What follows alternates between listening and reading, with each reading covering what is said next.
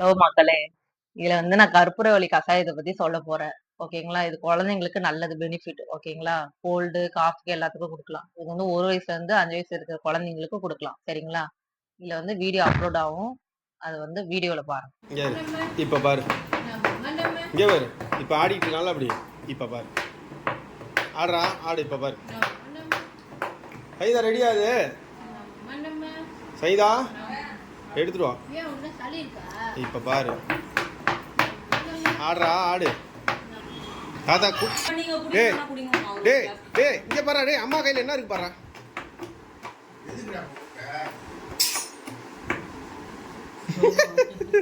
என்ன குடிச்சுதான் ஆகணும். இல்ல இல்ல. ஏய் ஏய் ஊத்து ஊத்து மருந்த ஊத்து. இப்ப ஆடுனிய. இப்ப ஆடுனியப்பா தம்பி. குடிடி. கொஞ்ச நேரம் ஆட்ட முடியா? ஊத்திடு இன்னும் கொஞ்சம் ஊத்திடு.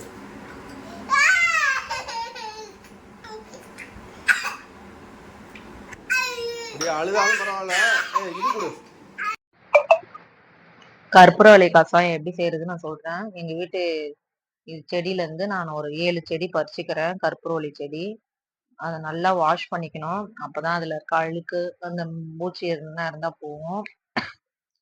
அப்புறம் தேவையான அளவு இன்கிரீடியன்ட் சொல்றேன். மிளகு, சீரகம், இஞ்சி இருந்தா பெஸ்ட். என்கிட்ட இஞ்சி இல்ல, நான் போடல. நீங்க இஞ்சி இருந்தா போட்டு. மிளகு, சீரகத்தை நல்லா இந்த மாதிரி இடிக்கிற கல்லுல நல்லா தூள் மாதிரி நல்லா தூள் பண்ணிக்கோங்க.